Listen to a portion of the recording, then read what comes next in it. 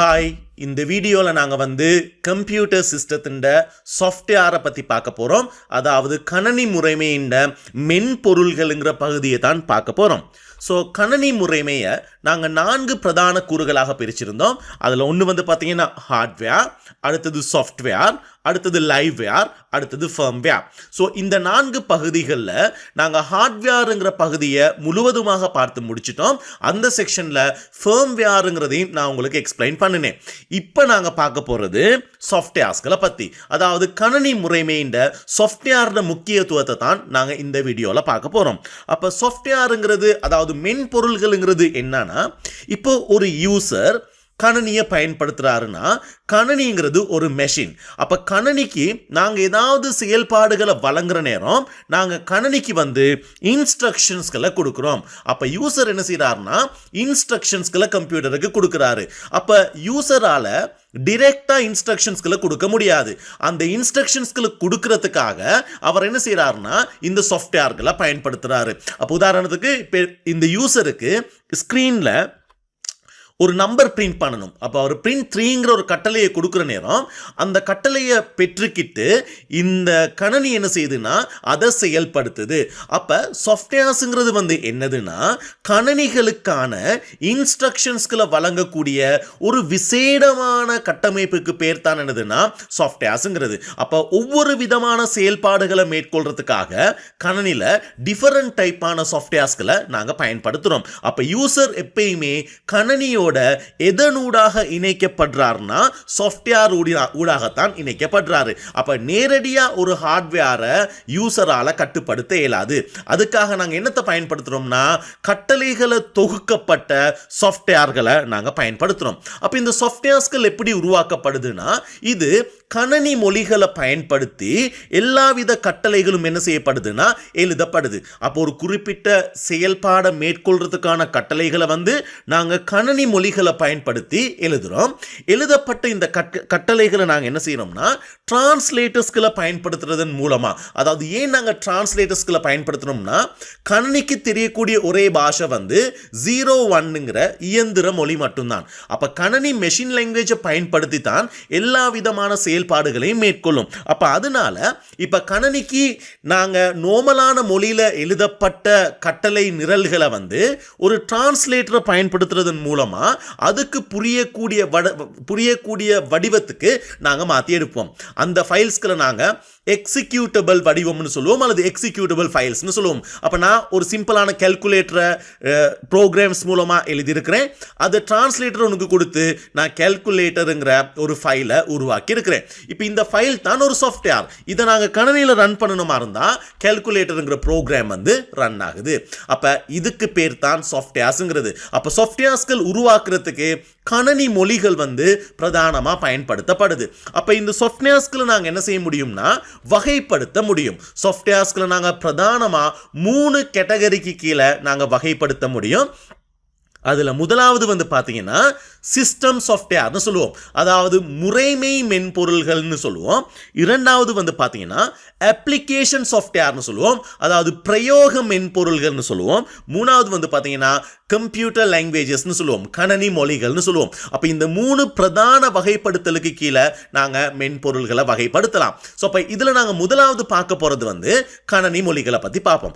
ஏன் நாங்கள் கணனி மொழிகளை பற்றி பார்க்குறோம்னா சாஃப்ட்வேர்ஸ்களை உருவாக்குறதுக்கும் எங்களுக்கு என்ன தேவைன்னா கணனி மொழிகள் தான் தேவை. அப்போ நாங்கள் கணனி மொழிகளை பற்றி ஃபர்ஸ்ட்டுக்கு ஒருக்கா பார்ப்போம். ஸோ இப்போ கம்ப்யூட்டர் லாங்குவேஜஸ்ங்கிறது என்னதுன்னா, இப்போ எனக்கு நான் ஏற்கனவே சொன்னேன் யூசர் கணனியை யூஸ் பண்ணுறவங்கள நாங்கள் யூசர்னு சொல்லுவோம், பயனர்னு சொல்லுவோம்.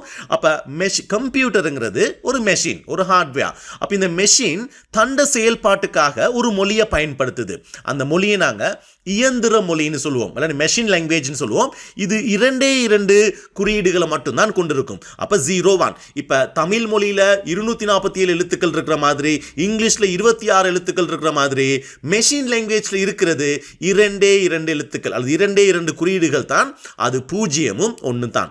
அப்ப கணனிக்கு வழங்கப்படுகின்ற அனைத்து விதமான செயல்பாடுகளுமே மெஷின் லாங்குவேஜ்ல கொடுத்தா தான் கணனியால செயல்படுத்த முடியும். அப்ப நாங்க கணனிக்கு ஏதாவது இப்போ ஒரு சாஃப்ட்வேரோ ஏதாவது கட்டளைகளை கொடுக்கிற நேரம் எங்களுக்கு ஒரு ப்ராப்ளம் வருது. என்னதுன்னா, நாங்க மெஷின் லாங்குவேஜ்கள் எங்களுக்கு தெரியாது. உதாரணத்துக்கு யூசர் கணனிக்கு ஒரு கட்டளை கொடுக்கிறாரு, கால்குலேட் பண்ணுங்க 23:50 ஒரு இன்ஸ்ட்ரக்ஷன் கொடுக்கிறாரு. அப்ப உண்மைக்கு இந்த இன்ஸ்ட்ரக்ஷன் உங்களால புரிஞ்சுக்கிற முடியும். இது உங்களுக்கு இலக்கத்துல இருக்கு, இங்கிலீஷ்ல கொடுத்துருக்கீங்க, அப்ப உங்களுக்கு சிம்பிளா புரியுது. ஆனா இந்த இன்ஸ்ட்ரக்ஷனை நாங்க கம்ப்யூட்டருக்கு கொடுத்த மாதிரி இருந்தா கம்ப்யூட்டருக்கு விளங்க போறது ஒண்ணுமே இல்லை. ஏன்னா கம்ப்யூட்டரோட பாஷை இங்கிலீஷ் இல்லை. ஸோ கம்ப்யூட்டருக்கு கொடுக்குற இன்ஸ்ட்ரக்ஷன் அப்ப கம்ப்யூட்டர் அதை புரிஞ்சுக்கிறாம இருக்கும், அதுக்கு என்ன செய்யறதுன்னு தெரியாது. ஏன்னா அதோட லாங்குவேஜ் அது இல்லை. அப்ப கம்ப்யூட்டர் என்ன சொல்லும்னா, எங்களை அதுக்கு கொடுக்குற அனைத்து விதமான இன்ஸ்ட்ரக்ஷன்ஸையும் அது எதிர்பார்க்கிறது மெஷின் லாங்குவேஜ்ல தான். அப்ப மெஷின் லாங்குவேஜ்ல கொடுத்தா தான் அதால செயல்படுத்த முடியும். ஆனா மனிதர்களுக்கு அப்படி இல்லாத யூசர்களுக்கு மெஷின் லாங்குவேஜை பயன்படுத்துறதுங்கிறது ரொம்ப கடினமானது. அப்ப மெஷின் லாங்குவேஜ் ரொம்ப ஹார்டான லாங்குவேஜ். எல்லா விதமான செயல்பாடுகளையும் 0 1ஸ்களா மாத்தி கொடுக்கிறதுங்கிறது ரொம்ப கஷ்டமான ஒரு செயல்பாடு. அப்ப யூசர்ஸ் என்ன பார்க்கறாங்கன்னா, அவங்களுக்கு இப்ப கம்ப்யூட்டருக்கு இன்ஸ்ட்ரக்ஷன் கொடுக்கிறதுக்கு இவங்களுக்கு மெஷின் லாங்குவேஜ் தெரியுது இல்ல, கணனிக்கு நார்மலான இங்கிலீஷ் மொழி தெரியுது இல்ல. அப்ப எங்களுக்கு ஒரு ப்ராப்ளம் இருக்கு. சாஃப்ட்வேர்ஸ்களை எங்களுக்கு டெவலப் பண்றதுல ஒரு இஷ்யூ இருக்கு. அதாவது கணனிக்கான இன்ஸ்ட்ரக்ஷன்ஸ்களை எங்களுக்கு கொடுக்க முடியாம இருக்கும். அப்ப அதுக்காக நாங்க என்ன செய்யறோம்னா, மனிதர்கள் பார்த்தாங்க இதுக்கு ஒரு ஈஸியான மெத்தடை கண்டுபிடிக்கணும். அதாவது இப்ப 0 1ஸ்களை யூஸ் பண்ணிக்கிட்டு கட்டளைகளை கொடுக்கிறதுங்கிறது சாத்தியம் இல்லாத ஒரு வேலை, கடினமான ஒரு செயல்பாடுனால அவங்க என்ன செஞ்சாங்கன்னா புதுசா ஒரு மெத்தடை கண்டுபிடிக்கிறாங்க. அதுதான் ப்ரோக்ராமிங் லாங்குவேஜ். அதாவது மனிதர்கள் ஈஸியான இங்கிலீஷ் மொழியில கணனிக்கு தேவையான கட்டளைகளை வடிவமைக்கிறதுக்காக அறிமுகப்படுத்தப்படுற மொழிகளை தான் நாங்க என்னன்னு சொல்லுவோம்னா ப்ரோக்ராமிங் லாங்குவேஜஸ் சொல்லுவோம். அப்ப இந்த ப்ரோக்ராமிங் லாங்குவேஜ்ல நீங்க ப்ரோக்ராம் எழுதுனதுக்கும் கம்ப்யூட்டர் எதிர்பார்க்கிறது 0 1ஸ்ங்கிற மெஷின் லாங்குவேஜ் மட்டும்தான். அப்ப எங்களுக்கு மெஷின் லாங்குவேஜ் தெரியாதனால நாங்க ஈஸியா இன்ஸ்ட்ரக்ஷன்ஸ் கொடுக்கிறதுக்காக ப்ரோக்ராமிங் லாங்குவேஜ் உருவாக்கிக்கிட்டோம். இருந்தாலும் இப்போ எங்களுக்கு ஒரு ப்ராப்ளம் வருது. நாங்கள் ப்ரோக்ராமிங் லாங்குவேஜ் உருவாக்கி கட்டளைகள் கொடுத்ததுக்கு கணனிக்கு அது புரிய போறது இல்லை. அதுக்கான காரணம் கணனி பயன்படுத்துறது 2 குறியீடுகளிலான இயந்திர மொழியை மட்டும்தான். அப்ப இதுக்கு என்ன சொல்யூஷன் அப்படின்னு பார்க்குற நேரம் மனிதர்கள் ஒரு புதிய விடயத்தை கண்டுபிடிக்கிறாங்க. அதுக்கு ஒரு சொல்யூஷன் கண்டுபிடிக்கிறாங்க. என்னதுன்னா டிரான்ஸ்லேட்டர், மொழிபெயர்ப்புகளை கண்டுபிடிக்கிறாங்க. அப்ப இந்த டிரான்ஸ்லேட்டர்ஸ் என்ன செய்யும்னா, நீங்க ப்ரோக்ராமிங் லாங்குவேஜ்ல கொடுக்கிற இன்ஸ்ட்ரக்ஷன்ஸ்களை இந்த டிரான்ஸ்லேட் மெஷின் லாங்குவேஜுக்கு மாற்றும். இப்ப கம்ப்யூட்டருக்கு ஈஸியா அதை புரிஞ்சுக்கிட்டு செயல்படக்கூடிய விதமா இருக்கும். அப்ப இதுதான் ப்ரோக்ராமிங் லாங்குவேஜ்ங்கிறது. அப்ப உண்மைக்கே இந்த லாங்குவேஜஸ் அதாவது பயனர்களுக்கு கட்டளைகளை கொடுக்கிறதுக்கு இலகுவாக்குறதுக்காக வடிவமைக்கப்பட்டது தான் ப்ரோக்ராமிங் லாங்குவேஜ். நாங்க எக்ஸ்பர்ட்ஸா இருந்தா எங்களுக்கு 0 1ஸ்களை யூஸ் பண்ணலாம். அப்ப எல்லாத்தாலையுமே இன்ஸ்ட்ரக்ஷன்ஸ் கொடுக்க இயலாது, எக்ஸ்பர்ட்ஸ் மட்டும் தான் கொடுப்பாங்க. பட் இன்னைக்கு நீங்க பாத்தீங்கன்னா சாதாரண ஒரு நபர் கூட ஒரு ப்ரோக்ராமிங் லாங்குவேஜை பயன்படுத்தி அவருக்கு தேவையான இன்ஸ்ட்ரக்ஷன்ஸ்களை வடிவமைக்க முடியும். அப்ப இதுதான் ப்ரோக்ராமிங் லாங்குவேஜஸ்ங்கிறது. அப்ப ப்ரோக்ராமிங் லாங்குவேஜ்ல எழுதப்படுற இன்ஸ்ட்ரக்ஷன்ஸ்களை கணனிக்கு புரிஞ்சு கொள்ளக்கூடிய மெஷின் வடிவத்துக்கு மாத்துறதுக்காக நாங்க என்னத்தை பயன்படுத்துறோம்னா டிரான்ஸ்லேட்டர்ஸ்களை பயன்படுத்துறோம். அப்ப உலகத்துல நிறைய விதமான ப்ரோக்ராமிங் லாங்குவேஜஸ் இருக்கு. ஒவ்வொரு ப்ரோக்ராமிங் லாங்குவேஜும் அதுக்குன்னு ஒரு ஓன் கிராமரும் சின்டெக்ஸ் வடிவமும் இருக்கும். உதாரணத்துக்கு நாங்க பைத்தன் லாங்குவேஜ் எடுத்த மாதிரி இருந்தா அதுக்குன்னு ஒரு முறை இருக்கு. எல்லாத்துலயுமே இன்ஸ்ட்ரக்ஷன்ஸ் தான் கொடுக்கிறோம். ஆனா அந்தந்த கணனி மொழிகளுக்கு அதுக்குன்னு ஒரு கிராமரும் சின்டெக்ஸும் இருக்கு. அதன் படித்தான் நாங்க கொடுக்கணும். அப்படி கொடுக்காட்டி அது பிழைகளை காட்டும். அதே மாதிரி பாத்தீங்கன்னா இதுக்கு டிரான்ஸ்லேட்டர்ஸ்களும் தனித்தனியா இருக்கு. இப்ப பைத்தன்னா அதுக்கு செப்பரேட் டிரான்ஸ்லேட்டர் ஒன்று இருக்கு, ஜாவானா அதுக்கு வேறையான டிரான்ஸ்லேட்டர் இருக்கு. அப்போ ஒவ்வொரு கணனி மொழிகளுக்கும் நாங்க வேறுபட்ட டிரான்ஸ்லேட்டர்ஸ்களை பயன்படுத்துறோம். வேறுபட்ட சின்டெக்ஸ்களின் ஊடாகத்தான் நாங்க கணனிக்கு தேவையான கட்டளைகளை உருவாக்குறோம். அப்போ உலகத்துல நிறைய விதமான ப்ரோக்ராமிங் லாங்குவேஜஸ் இருக்கு. இன்னைக்கு இதுல சில பாப்புலரான ப்ரோக்ராமிங் லாங்குவேஜஸ் நான் உங்களுக்கு ஹைலைட் பண்ணி காட்டுறதுன்னா, ஸோ அதுல முக்கியமானது ஒன்று தான் பைத்தன். ஸோ பைத்தன் படிச்ச நீங்க பைத்தன் படிச்ச ஒரு சாஃப்ட்வேர் இன்ஜினியரா இருந்தா இன்னைக்கு உங்களுக்கு அதிகமான வேலை வாய்ப்புகள் இருக்கு. ஏன்னா பைத்தன் அந்த அளவுக்கு ஒரு போர்ட்டபிளான மொழியா இன்னைக்கு பயன்படுத்தப்படுது. அது மாதிரி பாத்தீங்கன்னா object C, Apple phones, Apple கம்ப்யூட்டர்ஸ்களில் ப்ரோக்ராம்ஸ்கள் டெவலப் பண்றதுக்காக ஆப்ஜெக்ட் சிங்கிற கணனி மொழி பயன்படுத்தப்படுது. அதே நேரம் வந்து பார்த்தீங்கன்னா C++ இருக்கு, C இருக்கு, ஜாவா இருக்கு, ஜாவா ஸ்கிரிப்ட் இருக்கு, HTML இருக்கு, CSS, Android, இந்த மாதிரி நிறைய விதமான ப்ரோக்ராமிங் லாங்குவேஜஸ் இருக்கு. அப்போ நாங்கள் ஒரு கணினி துறையில் ஒரு சாஃப்ட்வேர் இன்ஜினியர் ஆகணுமா இருந்தால் நாங்கள் ஒரு பெஸ்ட்டான இன்னைக்கு இருக்கக்கூடிய பெஸ்ட்டான லாங்குவேஜஸ் தான். நீங்கள் ஒன்று பைத்தனை செலக்ட் பண்ணி படிக்கலாம், அப்படி இல்லாட்டி நீங்கள் ஜாவாவை செலக்ட் பண்ணி படிக்கலாம், அப்படி இல்லாட்டி C#. மைக்ரோசாஃப்ட் கம்பெனி அதிக அளவு அவங்களோட ப்ராடக்ட்களை C# தான் உருவாக்குவாங்க. அது மாதிரி ஆப்ஜெக்ட் C மாதிரி ஆப்பிள் கம்பெனியோட ப்ராடக்ட்ஸ்களை உருவாக்குறதுக்கு நீங்கள் படிக்கலாம். அப்போ இந்த மாதிரி கணினி மொழிகளில் ஒன்று தெரிவு செஞ்சு நீங்கள் எக்ஸ்பர்ட் ஆகுனீங்களா இருந்தால் உங்களுக்கு டிரெக்டாக கணினிக்கு தேவையான இன்ஸ்ட்ரக்ஷன்ஸ்களை உருவாக்கி சாஃப்ட்வேர்ஸ்களை நீங்கள் டெவலப் பண்ண முடியும். அப்ப இதுதான் கம்ப்யூட்டர் லாங்குவேஜஸ்னு சொல்லுவோம். அப்ப கம்ப்யூட்டர் லாங்குவேஜஸ் பாத்தீங்கன்னா பிரதானமா 2 விதமா இது வகைப்படுத்தப்படுது. ஒன்று நாங்கள் சொல்லுவோம் லோ லெவல் லாங்குவேஜ், இன்னொன்று நாங்கள் சொல்லுவோம் high level language. Low level லாங்குவேஜ்ங்கிறது கீழ்மட்ட கணினி மொழின்னு சொல்லுவோம், இது உயர்மட்ட கணினி மொழின்னு சொல்லுவோம். இது உண்மைக்கு என்னதுன்னா லோ லெவல் லாங்குவேஜ்ங்கிறது கணினிக்கு ரொம்ப நெருக்கமான மொழியை தான் லோ லெவல் லாங்குவேஜ்னு சொல்லுவோம். அப்போ நான் ஏற்கனவே உங்களுக்கு சொன்னேன், கணினிக்கு நேரடியாக புரிஞ்சு கொள்ளக்கூடிய ஒரு மொழி இருக்கு, அது தான் மெஷின் லாங்குவேஜ்ங்கிறது. அப்போ மெஷின் லாங்குவேஜ் ஒரு லோ லெவல் லாங்குவேஜ் தான். அதே நேரம் இன்னொரு லாங்குவேஜ் இருக்கு, அசம்பிளி லாங்குவேஜ். அப்போ அசம்பிளி லாங்குவேஜ்ங்கிறதும் ஒரு லோ லெவல் லாங்குவேஜ் தான். ஆனால் மெஷின் லாங்குவேஜ் ரொம்ப நெருக்கமானது, அசம்பிளி லாங்குவேஜ் ஓரளவுக்கு நெருக்கமானது. ஆனா நாங்க ப்ரோக்ராம்ஸ்கள் எழுதுற நேரம் கடைசியா கணினிக்கு அது புரியணுமா இருந்தா லோவஸ்ட் லெவல் லாங்குவேஜான மெஷின் லாங்குவேஜுக்கு தான் அது மாற்றப்படணும். அப்ப இது வந்து கணினியால ஈஸியா புரிஞ்சு கொள்ளக்கூடிய மொழியை தான் நாங்க லோ லெவல் லாங்குவேஜ்னு சொல்லுவோம். ஹியூமன்ஸால ஈஸியா புரிஞ்சு கொள்ளக்கூடிய மொழிகளை நாங்க ஹை லெவல் லாங்குவேஜ்னு சொல்லுவோம். அப்ப இந்த ஹை லெவல் லாங்குவேஜ்ல நான் கொடுத்த எல்லா எக்ஸாம்பிள்ஸுமே ஹை லெவல் லாங்குவேஜுக்கான எக்ஸாம்பிள்ஸ் தான். இப்போ நீங்க பாத்தீங்கன்னா சி வந்து ஒரு மிட் லெவல் லாங்குவேஜ்னு சொல்லுவாங்க. மிட் லெவல்னா கணினிக்கும் நெருக்கமானதா இருக்கு, யூசருக்கும் நெருக்கமானதா இருக்கு. பைத்தன் வந்து யூசருக்கு தான் ரொம்ப க்ளோஸ். அப்ப அதனால தான் பைத்தன்ல எழுதுற கட்டளைகள் வந்து கணினியால செயல்படுத்தப்படணுமா இருந்தா அது டிரான்ஸ்லேட் பண்ணப்படணும். அப்ப கணினி மொழிகளை வந்து இந்த 2 வகைகளாக நாங்க பிரிக்க முடியும். உயர்மட்ட கணினி மொழிகள், தாழ்மட்ட கணினி மொழிகள். தாழ்மட்ட கணினி மொழிகள்ல 2 எக்ஸாம்பிள்ஸ் தான் நாங்க சொல்லலாம். ஒன்னு மெஷின் லாங்குவேஜ், இன்னொன்னு அசம்பிளி லாங்குவேஜ். மற்றது எல்லாமே ஹை லெவல் லாங்குவேஜஸ்க்கான எக்ஸாம்பிள்ஸ் தான் இருக்கும். அப்ப இதுதான் சாஃப்ட்வேர்ஸ் கணினி மொழிகள்ங்கிறதுன்ற விளக்கம்.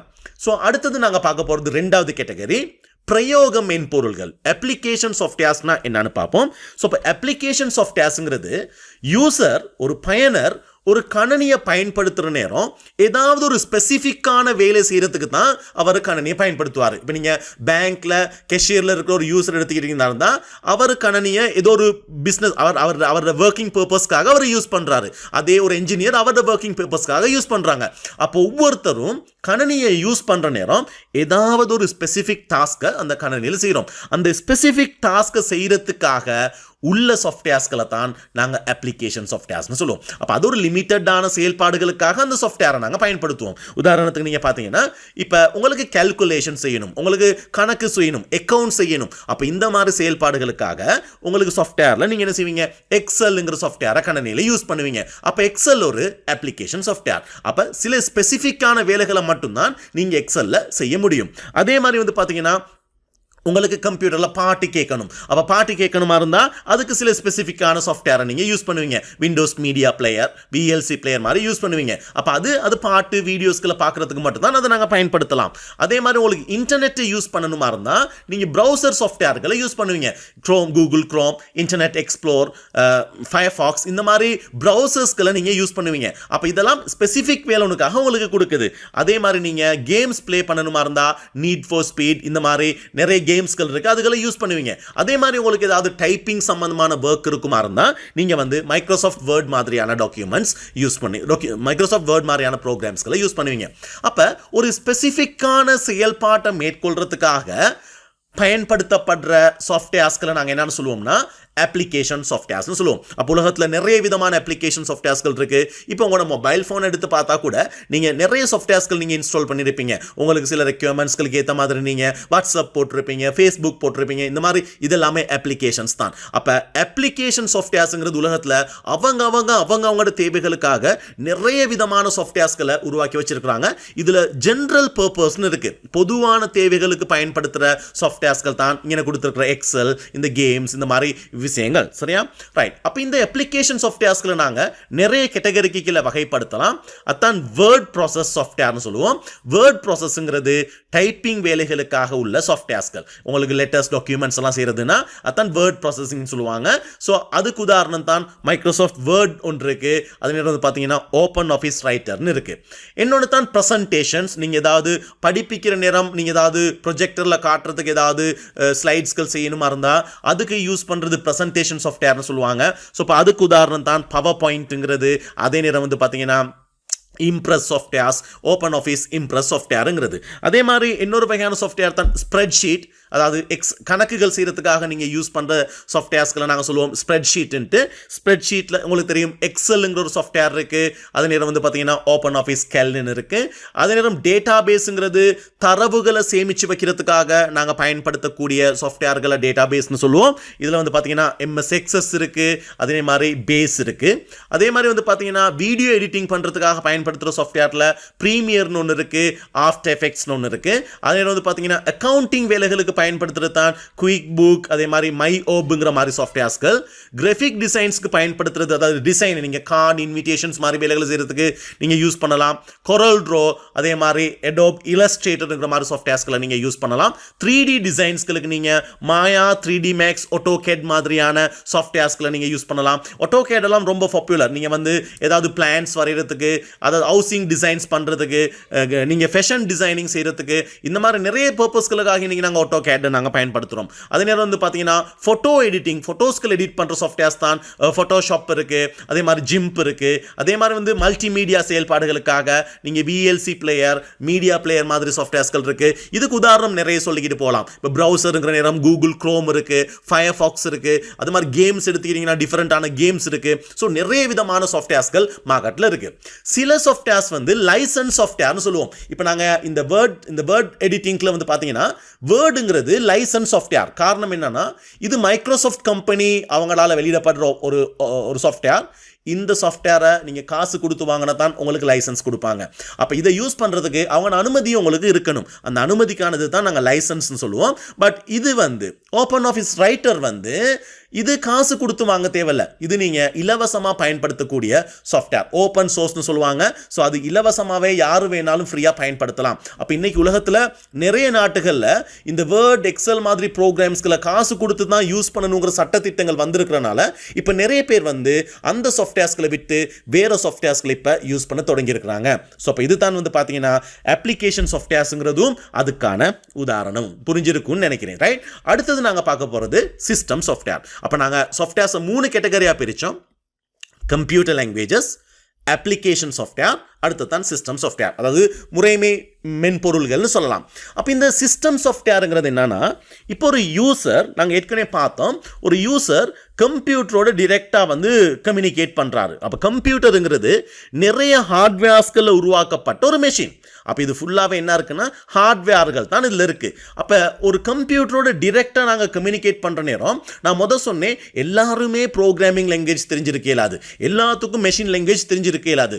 அப்போ இந்த ஹார்ட்வேரையும் யூசரையும் இணைக்கிறதுக்காக பயன்படுத்துகிற ஒரு பிரதானமான சாஃப்ட்வேர் தான் வந்து பார்த்தீங்கன்னா சிஸ்டம் சாஃப்ட்வேர். அப்போ யூசர் எப்பயுமே ஒரு சிஸ்டம் சாஃப்ட்வேரின் ஊடாகத்தான் ஹார்ட்வேர் ஒன்று கம்யூனிகேட் பண்ண முடியும். அப்படி இல்லாட்டி ஒரு ஹார்ட்வேருக்கான இன்ஸ்ட்ரக்ஷன்ஸ்களை வழங்குறதுக்கு அவருக்கு கட்டாயமாக முறைமை மென்பொருள்கள் தேவை. அப்போ முறைமை மென்பொருள்கள்னு சொல்கிற நேரம் இந்த முறைமை மென்பொருள்களை நாங்கள் பிரதானமாக வகைப்படுத்தலாம்.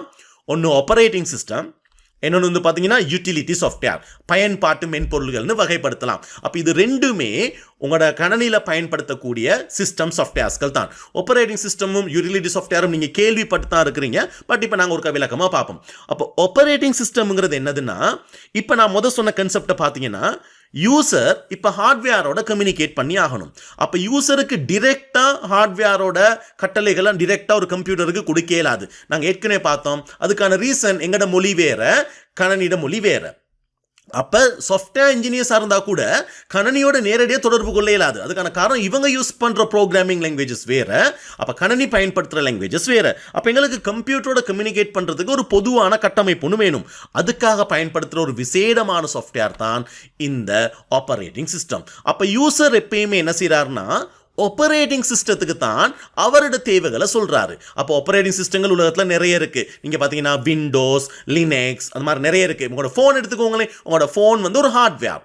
ஃபோனை உங்களுக்கு கண்ட்ரோல் பண்ணுறதுனா கட்டாயமாக ஆண்ட்ராய்டுங்கிற மாதிரி சாஃப்ட்வேரும் இருக்கணும். அது ஆப்பிள் ஃபோனாக இருந்தால் iOS இருக்கணும். அப்போ அந்த சாஃப்ட்வேர் இருந்தால் தான் நீங்கள் டிரெக்டாக ஃபோனுக்கு இல்லை இன்ஸ்ட்ரக்ஷன் கொடுக்குறீங்க. நீங்கள் அந்த சாஃப்ட்வேருக்கு தான் கொடுக்குறீங்க. இப்போ உங்களோட ஃபோனில் யாருக்காவது கால் எடுக்கணுமா இருந்தால் நீங்கள் ஃபோனில் ஹோமுக்கு போயிட்டு அந்த கால் பட்டனை ப்ரெஸ் பண்ணி டயல் பண்ணுறீங்க. அப்போ அந்த இன்ஸ்ட்ரக்ஷன் எல்லாம் நீங்கள் யாருக்கு கொடுக்குறீங்கன்னா ஒரு சாஃப்ட்வேருக்கு தான் கொடுக்குறீங்க. அந்த சாஃப்ட்வேரை தான் நாங்கள் ஆப்பரேட்டிங் சிஸ்டம்னு சொல்கிறோம். அந்த ஆப்பரேட்டிங் சிஸ்டம் தான் என்ன செய்யுதுன்னா அந்த செயல்பாடுகளை ஹார்ட்வேருக்கு கொடுத்து செயல்படுத்தி எடுக்குது. அப்போ இதுதான் ஒரு கணினியோட ஆப்பரேட்டிங் சிஸ்டம்னு சொல்லுவோம். அப்போ ஒரு ஆப்பரேட்டிங் சிஸ்டம் இல்லாட்டி ஹார்ட்வேரோட நீங்கள் நேரடியாக கம்யூனிகேட் பண்ண இயலாது. உதாரணத்துக்கு உங்களோட ஃபோனில் இருக்கக்கூடிய ஆண்ட்ராய்டுங்கிற ஆப்பரேட்டிங் சிஸ்டம் ஏதாவது ஒரு ரீசனில் பழுதாகிருச்சா இருந்தால் உங்களோட ஃபோன் ஒன்றாகும், பட் உள்ளுக்கு போக இயலாது. ஏன்னா உங்களுக்கு அது ஒர்க்ஸ் பண்ண இயலாது, கோல் எடுக்க இயலாது, இன்டர்நெட் போக இயலாது, எதுவுமே உங்களுக்கு செய்ய இயலாது. ரீசன் நாங்கள் அப்படின்னா இந்த ஆண்ட்ராய்டுங்கிற சாஃப்ட்வேரை ஃபோனுக்கு இன்ஸ்டால் பண்ணணும். அப்போ தான் உங்களுக்கு மிகுதி வேலைகளை செயல்படுத்த முடியும். அப்போ அந்த அளவுக்கு முக்கியமான ஒரு சாஃப்ட்வேரை தான் நாங்கள் ஆப்பரேட்டிங் சிஸ்டம்ஸ் அப்படின்னு சொல்லுவோம். அப்போ உலகத்தில் நிறைய விதமான ஆப்பரேட்டிங் சிஸ்டம் இருக்குது. அதில் ரொம்ப பாப்புலரான ஒரு ஆப்பரேட்டிங் சிஸ்டம் தான் விண்டோஸ் ஆப்பரேட்டிங் சிஸ்டம். மைக்ரோசாஃப்ட் கம்பெனியால் அறிமுகப்படுத்தப்பட்ட ஆப்பரேட்டிங் சிஸ்டங்களில் ரொம்ப பாப்புலரானது விண்டோஸ். பட் மைக்ரோசாஃப்ட் கம்பெனி முதலாவது அறிமுகப்படுத்தின ஆப்பரேட்டிங் சிஸ்டம் வந்து MS-DOS. ரொம்ப பழைய ஆப்பரேட்டிங் சிஸ்டம் ஒன்று. இது 1970களில் பில் கேட்ஸால் உருவாக்கப்பட்டு வெளியிடப்பட்ட ஒரு ஆப்பரேட்டிங் சிஸ்டம். ஸோ அதுக்கு பிறகு வந்து பார்த்தீங்கன்னா மைக்ரோசாஃப்ட் விண்டோஸ்ங்கிற பேரில் வருது. அப்புறம் விண்டோஸ் 95 95 வருது. அப்புறம் 98 Windows 98, Windows 2000, Windows millennium, Windows 2003, Windows XP, அப்புறம் Windows Vista, Windows 7, Windows 8, Windows 8.1, Windows 10, லாஸ்ட்டாக விண்டோஸ் 11ங்கிறது வந்திருக்கு, விண்டோஸ் ஹெலோங்கிறது வந்திருக்கு, விண்டோஸ் சிங்கிறது இருக்குது. அப்போ இதில் நாங்கள் யூஸ் பண்ணுற கம்ப்யூட்டர்ஸில் இன்றைக்கி ரொம்ப பாப்புலரானது தான் வந்து விண்டோஸ் 11 நாங்கள் யூஸ் பண்ணுறோம், விண்டோஸ் 10 நாங்கள் யூஸ் பண்ணுறோம். அப்போ இந்த விண்டோஸ் ஆப்பரேட்டிங் சிஸ்டம் வந்து லைசன்ஸ் தான். நாங்கள் காசு கொடுத்து தான் நாங்கள் எடுத்து யூஸ் பண்ணணும். மைக்ரோசாஃப்ட் காசு கொடுத்து வாங்கினா மட்டும்தான் அதுக்கான லைசன்ஸை கொடுப்பாங்க. அப்போ இது ஆப்பரேட்டிங் சிஸ்டங்களில் விண்டோஸ் மைக்ரோசாஃப்ட் கம்பெனியோட ஆப்பரேட்டிங் சிஸ்டங்களுக்கான உதாரணம் தான் இங்கே இருக்கு. இவங்க என்னமும் இந்த விண்டோஸ்ங்கிற பேரை வந்து அவங்க தொடர்ச்சியாக பாவிச்சுக்கிட்டு வராங்க. அவங்களுக்கு இது ஒரு ராசியான பேர் மட்டும் இல்லை, உலகத்தில் ரொம்ப பாப்புலரான ஒரு வேர்டுங்கிறது இந்த விண்டோஸ்ங்கிற வேர்ட் வந்து மாறி இருக்கு. அடுத்தது வந்து பார்த்தீங்கன்னா லினக்ஸ். அப்போ விண்டோஸுங்கிறது ஒரு லைசன்ஸ் சாஃப்ட்வேர்னு நாங்கள் சொன்னோம். அப்போ அதை நாங்கள் காசு கொடுத்து பர்ச்சேஸ் பண்ணால் தான் எங்களுக்கு யூஸ் பண்ணலாம். பட் உலகத்தில் இன்னொரு பவர்ஃபுல்லான ஒரு ஆப்பரேட்டிங் சிஸ்டம் தான் லினக்ஸுங்கிறது. விண்டோஸை விடையும் பவர்ஃபுல்லான ஒரு ஆப்பரேட்டிங் சிஸ்டம். அப்போ இந்த லினக்ஸுங்கிற ஆப்பரேட்டிங் சிஸ்டம் ஒரு ஓப்பன் சோர்ஸ் ஆப்பரேட்டிங் சிஸ்டம்.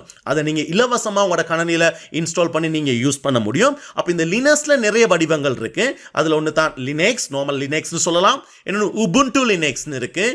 இன்னொன்று ரெட் ஹேட் லினக்ஸ் இருக்கு. இந்த ரெட் ஹேட் லினக்ஸ்னா ஃப்ரீ இல்லை, இது நீங்கள் லைசன்ஸுக்கு தான் எடுக்கணும். பட் உபுண்டு லினக்ஸ் வந்து ஃப்ரீயாக நீங்கள் யூஸ் பண்ணலாம். அதே வந்து பார்த்தீங்கன்னா டெபியன் லினக்ஸ் இருக்கு, ஹந்தானா லினக்ஸ் இருக்கு, காலி லினக்ஸ் இருக்கு, இசுரு லினக்ஸ் இருக்கு, சுசி லினக்ஸ் இருக்கு. இன்னொன்று யூனிக்ஸ். யூனிக்ஸ்ங்கிறது லினக்ஸை விட ஒரு பவர்ஃபுல்லான இன்னொரு ஆப்பரேட்டிங் சிஸ்டம். உண்மைக்கே யூனிக்ஸ்ங்கிற ஆப்பரேட்டிங் சிஸ்டம் வந்து உருவாக்கப்பட்டது தான் லினக்ஸ் ஆப்பரேட்டிங் சிஸ்டம். இதில் காலி லினக்ஸ்ங்கிறது ஹேக்கர்ஸ் பயன்படுத்துவாங்க.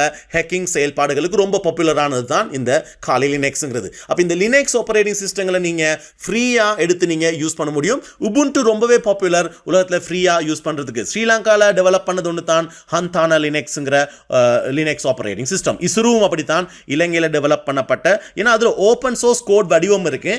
அதை நாங்கள் டவுன்லோட் பண்ணி எங்களுக்கு வேண்டிய மாதிரி நாங்கள் மாடிஃபை பண்ணிக்கலாம். ஸோ அப்படி உருவாக்கப்பட்டதுகள் தான் ஹந்தானா, உபுண்டு, டெமியன், இசுரு. இது தான் ஒரிஜினல் லினக்ஸ். இந்த ஒரிஜினல் லினக்ஸ்லேருந்து இது எல்லாத்தையுமே நாங்கள் வேண்டிய மாதிரி உருவாக்கிற முடியும். சரியா? ரைட். அடுத்தது மெக் ஆப்பரேட்டிங் சிஸ்டம். ஆப்பிள் கம்ப்யூட்டர்ஸ்களில் யூஸ் பண்ணுற ஆப்பரேட்டிங் சிஸ்டம் தான் நாங்கள் மெக்குன்னு சொல்லுவோம். இவங்களோட பாப்புலரான தான் சியாராங்கிற ஆப்பரேட்டிங் சிஸ்டம், கெட்டலினாங்கிற ஆப்பரேட்டிங் சிஸ்டம், மொஜாவாங்கிற ஆப்பரேட்டிங் சிஸ்டம். அப்போ ஆப்பிள் கம்பெனி அவங்களோட ஆப்பரேட்டிங் சிஸ்டங்களோட வெர்ஷன்ஸ்க்கு வந்து மலைகளோட பேரை தான் யூஸ் பண்ணாங்க. சியாரா, கெட்டலினா, மொஜாவா அப்படிங்கிற பேர்கள் தான் அவங்க யூஸ் பண்ணுறாங்க. பட் இவங்களோட ஆப்பரேட்டிங் சிஸ்டம் வந்து ஆப்பிள் கம்ப்யூட்டர்ஸில் மட்டும்தான் ஒர்க் பண்ணும். அது ஒன்று ஆப்பிள் லேப்டாப்பாக இருக்கலாம், அப்படி இல்லாட்டி ஆப்பிள் டெஸ்க்டாப்பாக இருக்கலாம். ஸோ இந்த கம்ப்யூட்டர்ஸ்களை மட்டும்தான் இவங்களோட ஆப்பரேட்டிங் சிஸ்டம் வந்து ஒர்க் ஆகும்.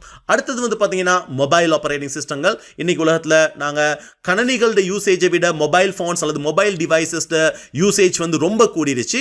அப்போ மொபைல்ஸில் பயன்படுத்துகிற பாப்புலரான ஆப்பரேட்டிங் சிஸ்டம் தான் விண்டோஸ் 8 முந்தி வந்துச்சு. பட் இப்போ அந்த ஃபோன்ஸ்கள் ரொம்ப குறைஞ்சிருச்சு.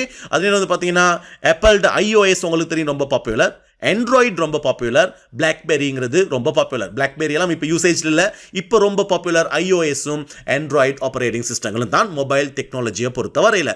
அப்போ இது எல்லாமே ஆப்பரேட்டிங் சிஸ்டங்களுக்கான உதாரணங்கள். அப்போ எந்த ஒரு மெஷினையோ ஒரு ஹார்ட்வேரையோ ஒரு ஆப்பரேட்டிங் சிஸ்டம் இல்லாமல் எங்களால் கண்ட்ரோல் பண்ண முடியாது. இதைத்தான் நாங்கள் சிஸ்டம் சாஃப்ட்வேரில் ஆப்பரேட்டிங் சிஸ்டம்ஸ்னு சொல்லுவோம்.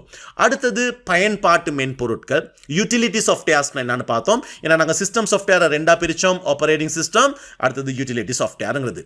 யூட்டிலிட்டிங்கிறது உங்களோட கம்ப்யூட்டரில் சில முக்கியமான மெயின்டெனன்ஸ் செயல்பாடுகளுக்காக எங்களுக்கு நாங்கள் பயன்படுத்துகிற சில சாஃப்ட்வேர்ஸ்கள் இருக்கும். அந்த சாஃப்ட்வேர்ஸ்களை தான் நாங்கள் யூட்டிலிட்டின்னு சொல்லுவோம். அப்போ யூட்டிலிட்டி எப்பயுமே ஒரு ஆப்பரேட்டிங் சிஸ்டத்துக்கு சேர்ந்து ஆப்பரேட்டிங் சிஸ்டத்துக்கு ஹெல்ப்பாக ஒர்க் பண்ணுற சில முக்கியமான சாஃப்ட்வேர்ஸ்களை தான் நாங்கள் யூட்டிலிட்டி சாஃப்ட்வேர்ஸ் அப்படின்னு சொல்லுவோம். அப்போ யூட்டிலிட்டி சாஃப்ட்வேர்ஸ்களை பொறுத்த வரையில் எங்களுக்கு இதை பிரதான கேட்டகரிஸ் பண்ணலாம்.